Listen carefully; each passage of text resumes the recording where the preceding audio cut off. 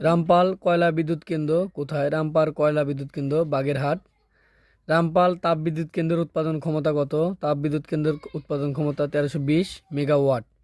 প্রস্তাবিত রামপাল বিদ্যুৎ কেন্দ্রটি কোন নদীর তীরে অবস্থিত হবে? পশুর নদীর তীরে অবস্থিত হবে।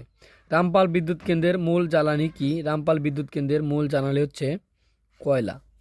প্রস্তাবিত রামপাল তাপবিদ্যুৎ কেন্দ্রে ব্যবহৃত কয়লা বিদেশি থেকে আমদানি করা হয়, বিদেশ থেকে আমদানি করা হবে। যে শক্তি দ্বারা মহেশখালী বিদ্যুৎ প্রকল্পটি পরিচালিত হবে এটা হচ্ছে কয়লা।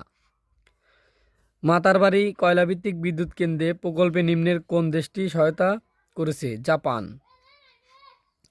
মাতারবাড়ি বিদ্যুৎ কেন্দ্রের কাঁচামাল হলো কয়লা। মাতারবাড়ি কোন জেলায় অবস্থিত? মাতারবাড়ি কক্সবাজার জেলায় অবস্থিত। বাংলাদেশের একমাত্র পানি বিদ্যুৎ উৎপাদন কেন্দ্র কোথায় অবস্থিত? এটা হচ্ছে কাপ্তাই জলবিদ্যুৎ কেন্দ্র। কাপ্তাই ড্যাম কোন জেলায় অবস্থিত? রাঙ্গামাটি জেলায় অবস্থিত।